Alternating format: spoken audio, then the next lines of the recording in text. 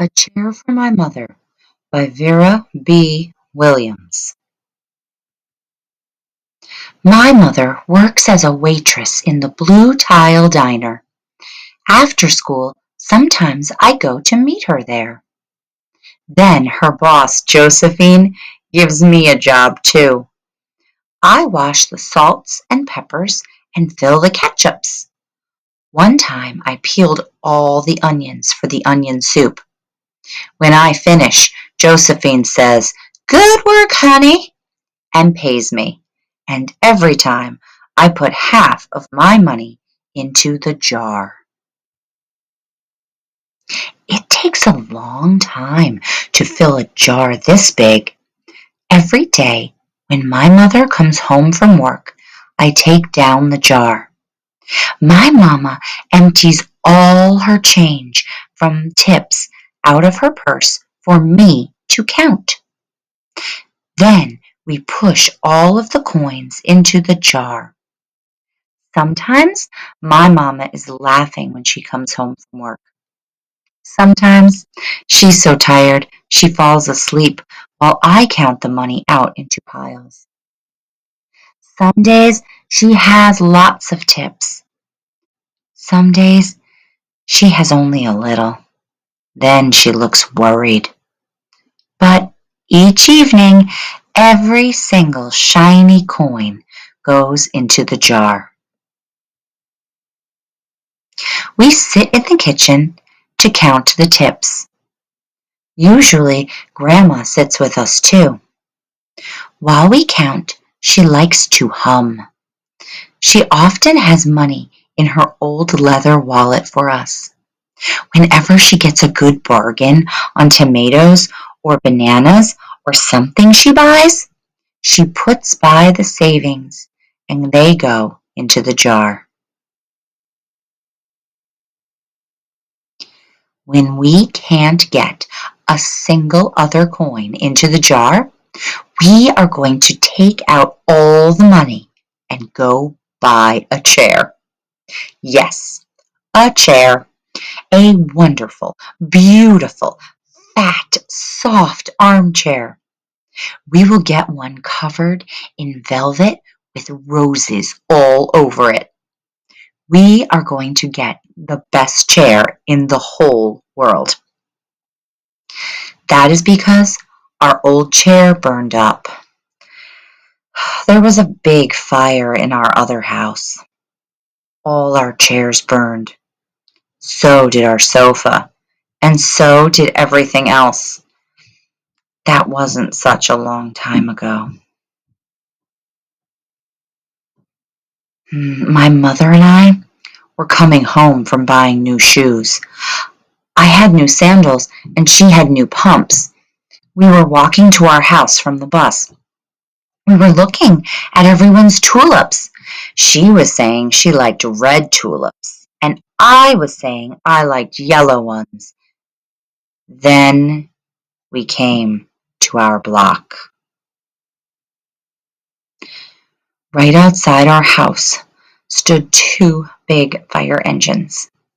I could see lots of smoke. Tall orange flames came out of the roof.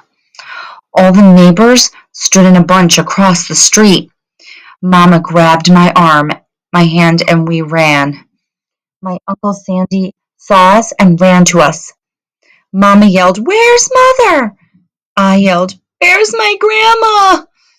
My Aunt Ida waved and shouted, "She's here, she's here. She's okay, don't worry." Grandma was all right. Our cat was safe too, though it took a while to find her. But everything else in our whole house was spoiled. What was left of the house was turned to charcoal and ashes. We went to stay with my mother's sister, Aunt Ida, and Uncle Sandy. Then we were able to move into the apartment downstairs.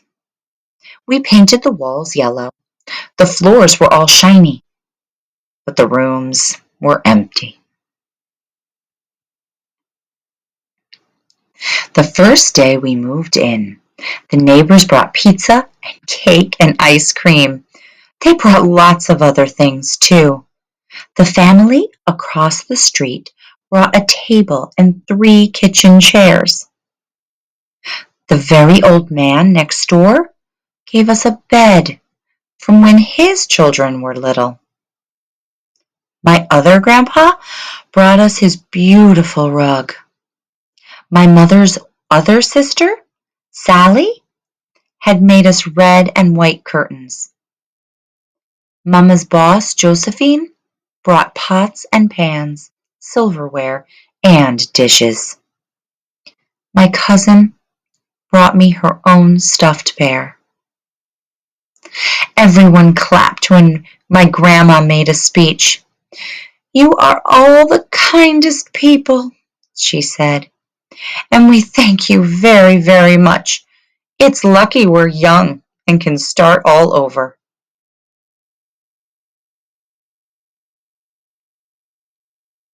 That was last year, but we still have no sofa and no big chairs. When Mama comes home, her feet hurt. "There's no good place for me to take a load off my feet," she says. When Grandma wants to sit back and hum and cut potatoes, she has to get as comfortable as she can on a hard kitchen chair. So that is how come Mama brought home the biggest jar she could find at the diner, and all the coins started to go into the jar. Now the jar is too heavy for me to lift down. Uncle Sandy gave me a quarter. He had to boost me up so I could put it in. After supper, Mama and Grandma and I stood in front of the jar.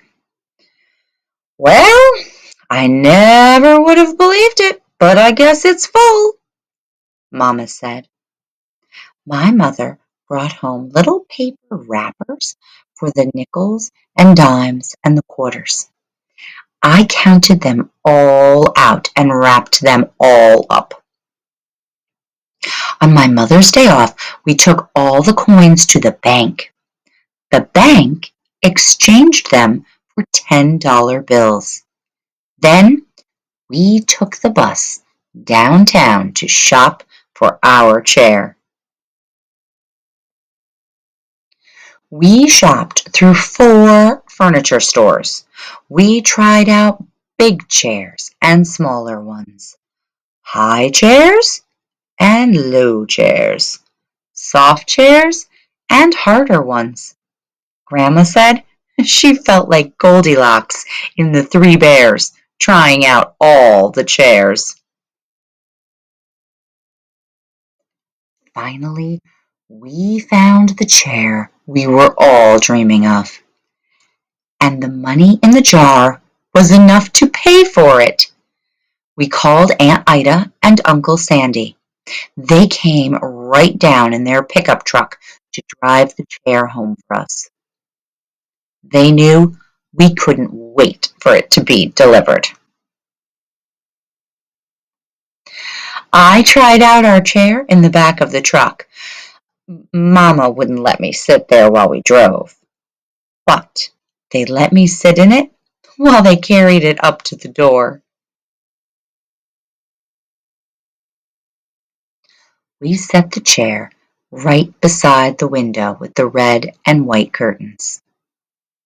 Grandma and Mama and I all sat in it while Aunt Ida took our picture. Now Grandma sits in it and talks with people going by in the daytime. Mama sits down and watches the news on TV when she comes home from her job. After supper, I sit with her, and she can reach right up and turn out the light if I fall asleep in her lap.